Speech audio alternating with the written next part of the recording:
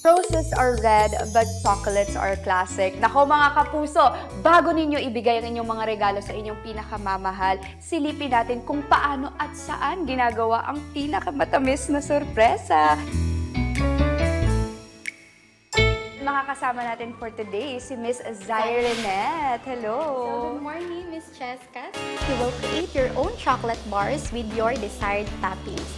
Eto na, papasok na tayo sa factory, ano? Yes. It takes a lot of practice, mga kapuso. Makinig po kayo sa kanila. I want almonds. Eto na mga kapuso, ready na ang aking chocolate bars na ilagay sa chiller para tumigas na siya. Mga kapuso, nandito na tayo ngayon sa kanilang production area kung saan ginagawa ang mga chocolates nila. Pero, safety first, bago pumasok sa ating air shower. We finally made it sa loob ng production at syempre kasama pa rin natin si Ma'am Zyrene. Nandito po tayo sa aming tempering area. So makikita niyo po yung mga machines po namin kung paano namin tinetemper yung chocolates. Okay, i-check na natin kung may snapping sound nga ba talaga kapag tama ba yung pag-temper nila kanina. So eto, pwede ko naman siyang hawakan kasi ako rin naman yung kakain nito. But let's see.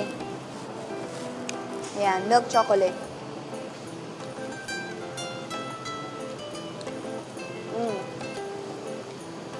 Mas toned down yung lasa niya.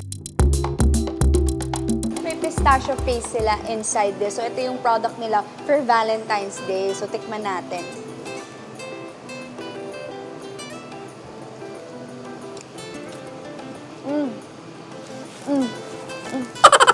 Ready na akong ma-in-love.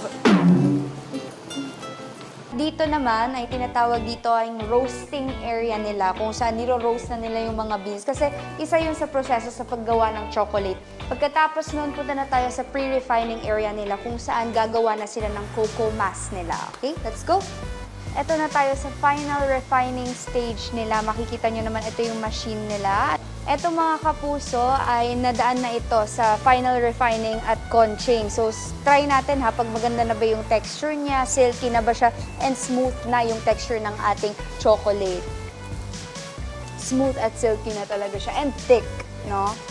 Masarap. Ayan, dyan, magsisimula yung mga chocolate natin, chocolate bars, papunta dito sa mismong wrapper nila. Tapos isisil yan papunta dito sa baba at eto na yung magiging final product nila. Eto na yung nakikita ninyo out in the market today. So, diba, oh, fresh na fresh.